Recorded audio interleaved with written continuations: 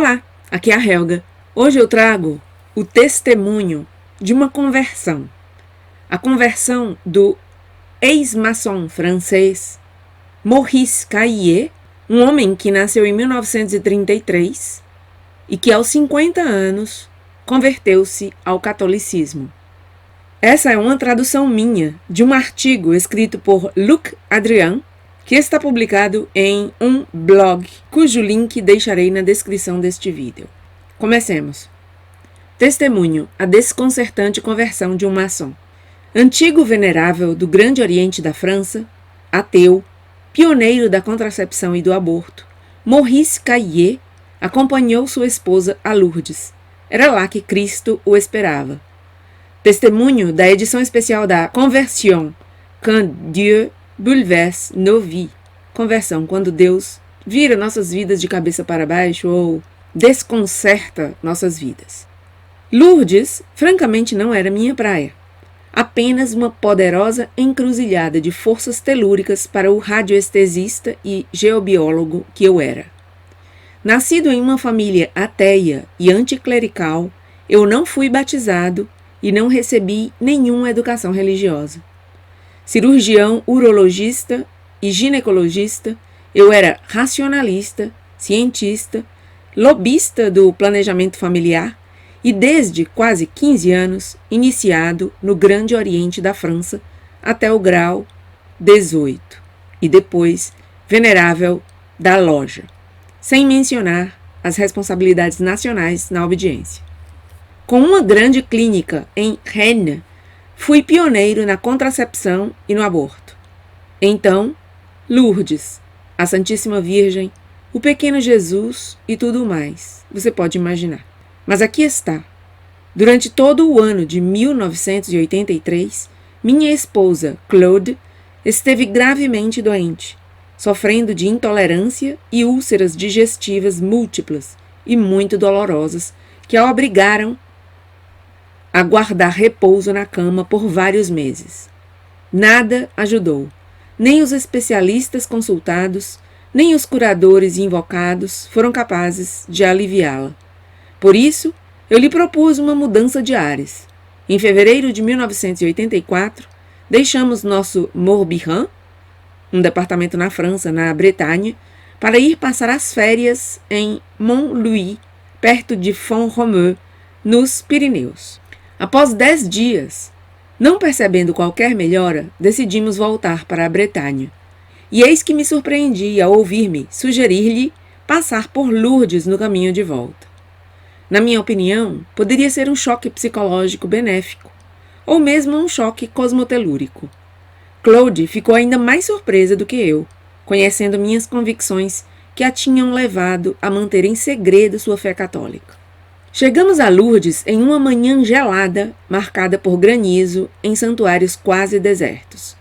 Não foi difícil encontrar a gruta, depois as piscinas.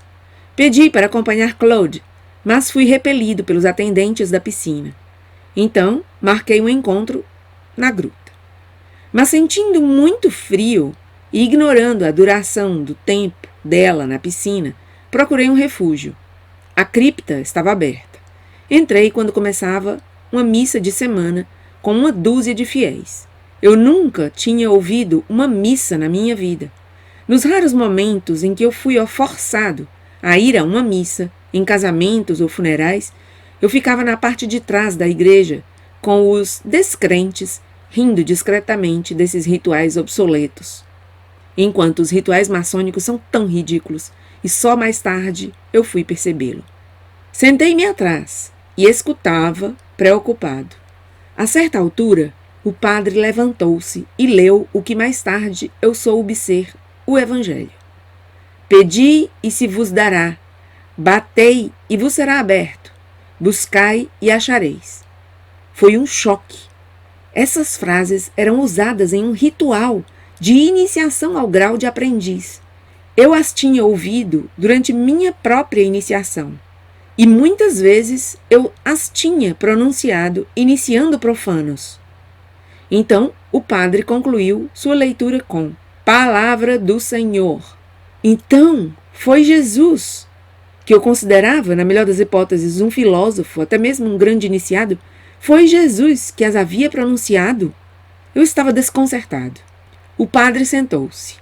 Seguiram-se alguns minutos de meditação.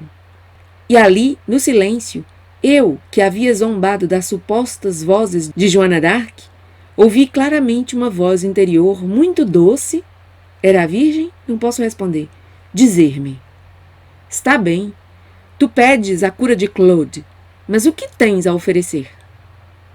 O maçom que eu era caiu brutamente de seu cavalo, um pouco como São Paulo, na estrada para Damasco. Eu não tinha nenhuma ideia de oferta, nada a oferecer. Em uma fração de segundo, não vi mais o que oferecer do que a mim mesmo. Novo desconcerto. Então, chegou o momento da elevação. Vendo o padre mostrar a hóstia branca, não pude deixar de pensar que Jesus estava realmente presente. Assim que a missa terminou, persegui o padre até a sacristia e perguntei-lhe imediatamente: pode batizar-me? Surpresa do padre diante da pergunta incongruente desse rapagão de 50 anos.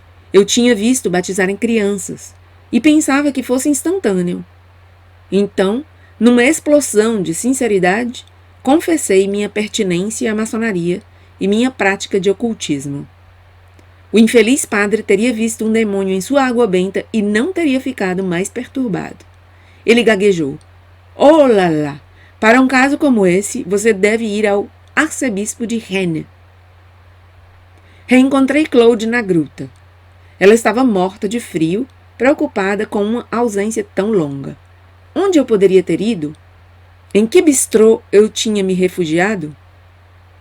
Quando pedi-lhe que me mostrasse como fazer o sinal da cruz, ela pensou que eu estava zombando dela, ou que tinha caído da escada. No entanto, insisti e pedi-lhe que também me ensinasse o Pai Nosso. Então, durante todo o caminho de volta, eu a metralhei de perguntas. Ela teve que enfrentar os fatos. A graça me havia tocado. Quando voltei para a loja maçônica, fui recebido com "à bas la calotte". Aqui é uma referência a um slogan anticlerical francês. Ni Dieu, ni maître, à bas la calotte et vive la sociale. Nem Deus, nem mestre, à bas la calotte. Abaixo, não sei, na verdade eu não sei o que significaria esse la calotte. E viva o social. Abaixo o clericalismo, talvez, não?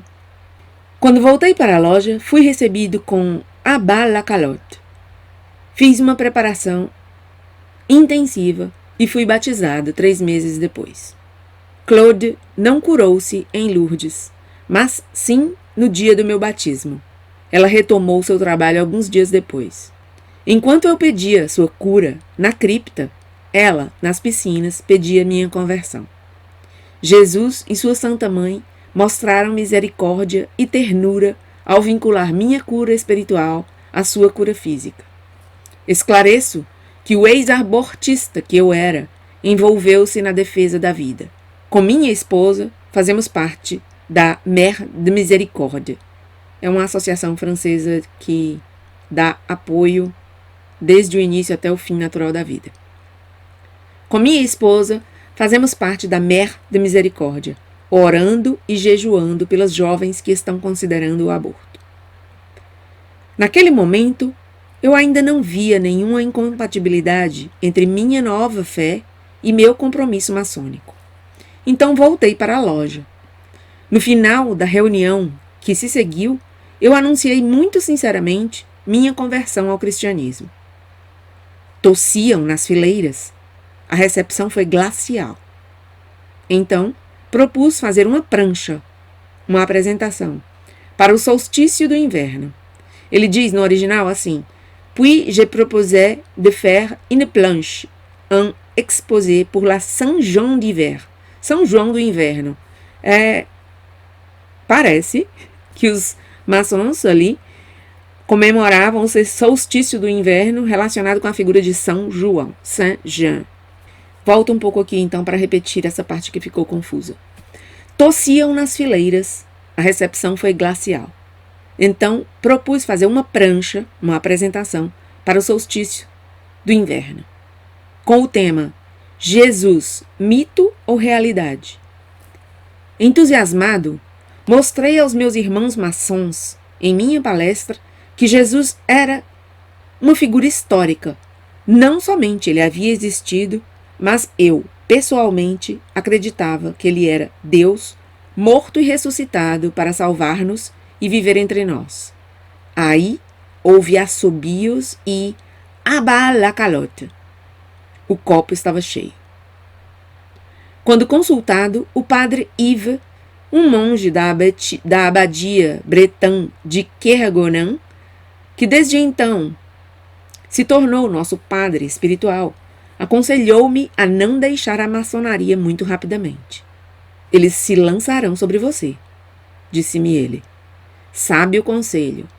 Acontece que eu era, na época, médico da Previdência Social e assediado pelo meu chefe, que era um irmão da mesma loja. Ele deixou-me em ostracismo e queria minha pele. Mesmo que eu aproveitasse para passar minhas jornadas laborais com livros de teologia, eu começava a temer a depressão. Um amigo psiquiatra colocou-me em licença médica. Assim que voltei, meu diretor me demitiu. Eram necessários 4 anos de processo para conseguir um ganho de causa. E eu usei esse pretexto para deixar a loja. Disse-lhes como um irmão da mesma loja é capaz de deixar-me na rua aos 54 anos, após anos de perseguição. Não tenho mais meu lugar aqui, disse aos meus colegas. Alguns tentaram segurar-me, mas tudo parecia tão ruim, pobre e ridículo desde que eu conhecia Cristo, que não tinha nenhum desejo de voltar a engajar-me. Publiquei meu testemunho, onde relatei todo o processo de minha conversão e nossa jornada espiritual. Então, abri um site de informações e administrei um blog por meses.